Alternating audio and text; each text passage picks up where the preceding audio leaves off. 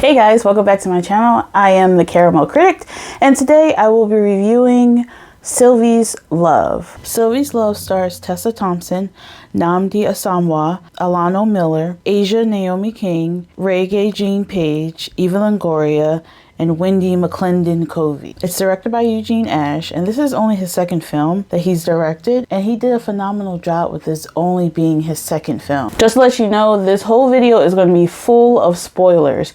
I'm not going to give it all away, but I do have to talk about some key points in order to explain how I felt about this movie. So Sylvie is a woman who works at her father's record store, and she ends up meeting Robert because he starts working there once he sees Sylvie and applies for a job there. Sylvie has aspirations of becoming a TV producer, something that was very, very, very rare at the time for not just a woman, but a black woman. And Robert, since he plays the saxophone and is a part of the band, of course, he wants to make it and be successful. And he does get an opportunity to play overseas in Paris with the band. And he has great success in doing this. So they meet and they fall in love. But Sylvie is already engaged to someone who's in the military, and he's been away for a while now. So Sylvie's mother does not approve of her flirting with Robert, since Robert is basically a penniless musician. It seems like her mother trains debutantes, and of course she's trained Sylvie in how to be a proper lady. So dating this saxophone player is not in Sylvie's best interest, according to her mother. Her fiance comes from a very wealthy family. His father is a doctor. So of course her mother wants her to stay with her fiance. So right when Robert gets his big break to go to Paris with his band, Sylvie finds out she's pregnant, and she's debating whether or not to tell him. He wants her to come with him to Paris, not knowing that she's pregnant yet. So she meets him, and instead of going with him, she just gives her goodbyes and her blessing and never tells him that she's pregnant with his child. The film jumps ahead 5 years later. Sylvie is now married to Lacey, and they've been raising her daughter, and Robert has been in Paris playing this whole time. And when he comes back, they randomly run into each other. She's supposed to be going to a concert or a play, I can't remember honestly, with her cousin, but her cousin couldn't make it, and she runs into Robert and she invites him to come instead. And of course they end up sleeping with each other because they're still in love. So this movie kind of reminded me of last year's Issa Rae and Lakeith Stanfield's movie, The Photograph, in the sense that there's not a lot of action. It's just a simple love story. You know, it's not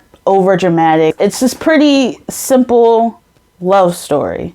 And you get to see this journey that these two characters take in their lives over the course of 5 years. There are some cliches, but that's to be expected with any romance movie. It kind of reminds me of the classic 1950s movies, the love stories back then, where it's just about these two people while everything else is going on around. They both were willing to sacrifice their own happiness for the other one's happiness. When one of them is faced with achieving their goal, such as Robert being able to play in Paris and Sylvie getting the job that she always wanted at the TV station, the other makes decisions to keep things from each other in order for the other person to achieve their goal and fulfill what they were trying to do. And of course it seems noble, but it ultimately creates the drama that does happen in their relationship. Their lack of communication and lack of being honest with each other is what fuels this whole movie. Usually in movies like this, they try and make whoever that third love interest is, they sometimes try to make them to seem like they're this awful person, and so of course she can't be with him. She has to be with her true love because he's so nice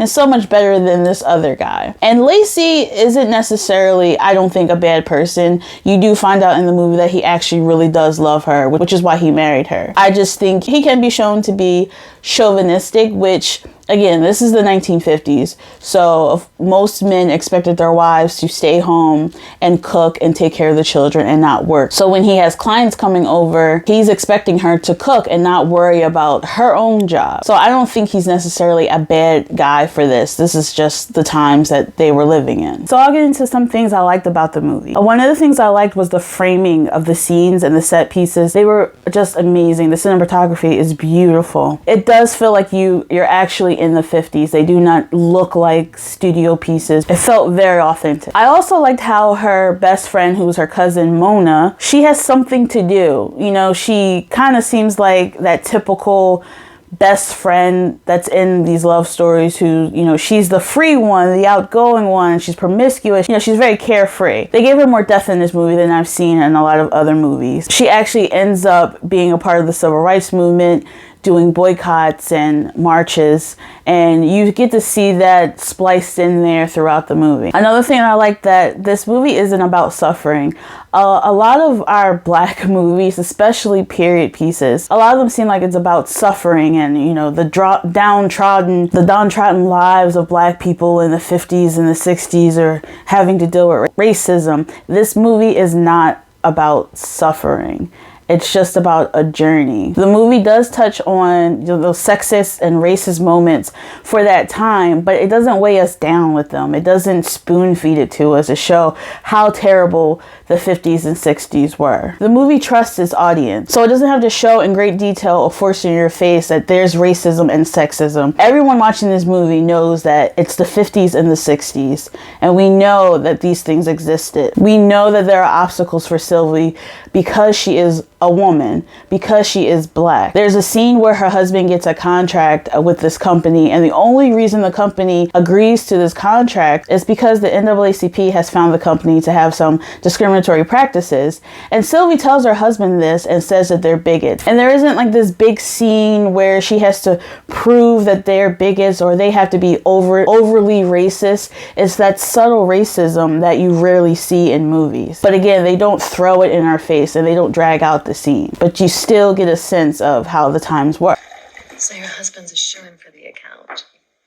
Oh, good thing. It's all he can talk about. Just make him happy. Oh, well, hopefully everyone will be happy. Dan, your husband, the NAACP. Oh, goodness, what's the NAACP got to do with it? Dan's company was targeted by the NAACP for having discriminatory hiring practices. Can you imagine? And it's a good thing they're giving such a big account to a Negro-owned business. Oh, of course, I didn't mean to imply that that was your husband's only qualification. Why, just today I remarked to my Danny that I couldn't even tell your husband was a Negro on the telephone. He has such good diction. You really do have a lovely home. Thank you. Oh, here, let me help you. Oh, no. Another thing I liked is how they had the civil rights movement in the background. This was the 50s and the 60s. So this stuff was going on, but people were still living their everyday lives in reality while this stuff was going on. So you know what's going on, you know it's a part of the times, but this movie is all about Sylvie and Robert's love. Now I'll get into some dislikes. There were some scenes that were way too long. The movie is 2 hours and you feel those 2 hours when you're watching it. I do feel like there were some scenes they could have cut out because you're sitting there like, all right, come on, we get it. But then at the same time, from an editing standpoint, there were some missing scenes, I felt. There were some scenes that should have been added while others should have been taken out or shortened. We assume that Sylvie has passed her daughter off as Lacey's child, but when she decides to leave him, he mentions how he still married her even though she was pregnant with someone else's baby. And I just assumed that since she didn't tell Robert that was his child, she pretended that this was Lacey's child. But you don't see that in the movie. You just find out, oh, okay, he knew this whole time. There's another moment where her father dies, and it's just so sudden. There wasn't, oh, he's been sick type of thing, like a quick phone call from her mom, or her mentioning that the father was sick. No, he just ups and dies. Another moment, her father calls Robert and tells Robert that the child is really his. And when I saw that scene, I'm like, that wasn't his responsibility. That wasn't something that he should have told Robert. That should have came from Sylvie. But then you see later on, Robert mentions that the father, while he was in the hospital dying, called Robert and let him know. So again, the movie doesn't hand feed the audience, but I do think some scenes deserve more attention.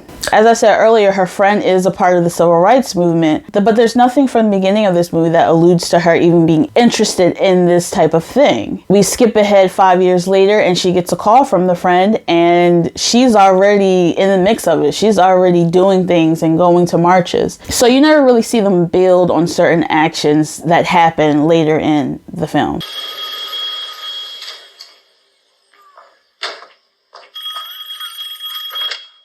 Hello? Hey, kiddo. Oh, hey. Oh, just put that over there. symptoms. Where'd sick? Where are you? Atlanta. That's why I couldn't make it on Friday.